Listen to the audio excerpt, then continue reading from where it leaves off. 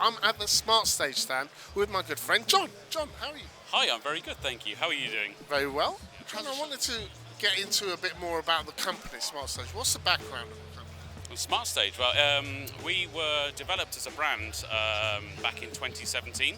We were the pioneers of bringing XR into broadcast.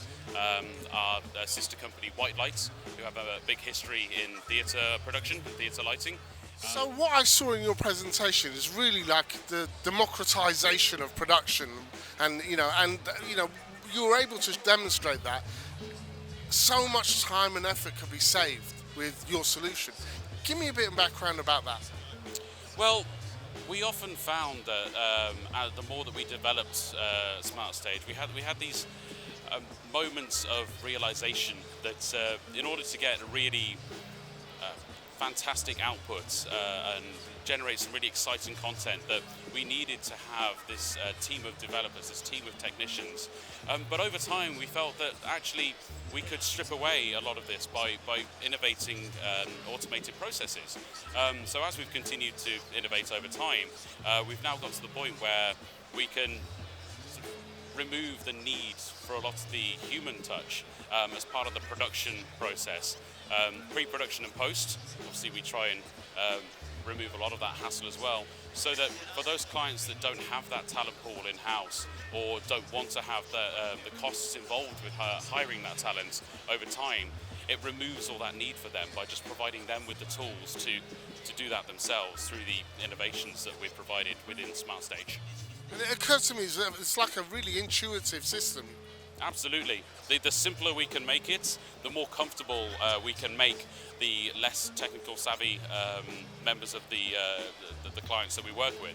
So we don't need to have anyone with any real technical background as long as they can press a button, which means that when they step onto the SmartStage, we remove a lot of the anticipation and nerves that they may have in interacting with what can be quite a daunting space with a camera and lights on them and tracking solutions and this huge LED volume. It's a very daunting space to be in. But we very quickly find that when they realize it's intuitive, all they need to do is press a button, then they remove themselves from those nerves and they go right back into engaging with the content they're creating and delivering, rather than the concerns of the production space in which they find themselves. So in terms of in corporate and education especially, this means that they're able to be a lot more natural and engaged with their students, both in person and remotely, or indeed their clients, meaning that the shared experience is greatly heightened because they can operate it with a single touch of a button. So the makeup of this system is, I'm looking at it here, I can see LED, obviously you've got some trussing with some lighting, robotic arm, camera, and I presume the software is doing a hell of a lot of work.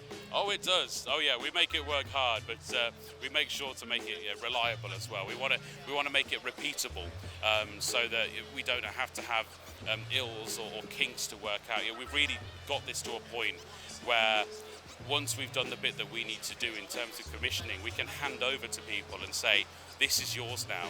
And in that way, the smart stages that we deliver at the end of a project and the go live for the clients, it's really exciting when we go back 6 months later, and once they've started to grasp what it is that they have and the potential and the power that it has, that we go back in 6 or 12 months time, we see each stage growing with its client, but also the client growing with the stage as well, finding the ways that make sense for them and the way that they interact with their company as well. And that's all from that idea of stripping it back and making it accessible and making it easy for that operator or those people to understand and interact with. And I presume there's a lot of, I suppose, consultancy and collaboration going on when you are to onboard a client. You're speaking with them, developing content for them. Talk us through that a bit.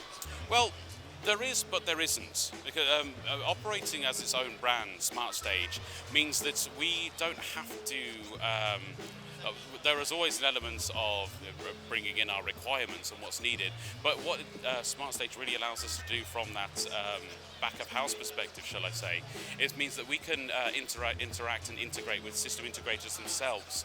We can allow those who have these relationships already to build them or maintain them. We don't need to step on toes, or we don't need to be in a situation where we're causing any awkward situations, because we can allow them, these integrators, the requirements that are needed for a SmartStage in which to operate, and allow them to maintain and build and nurture those relationships that they already have with their clients.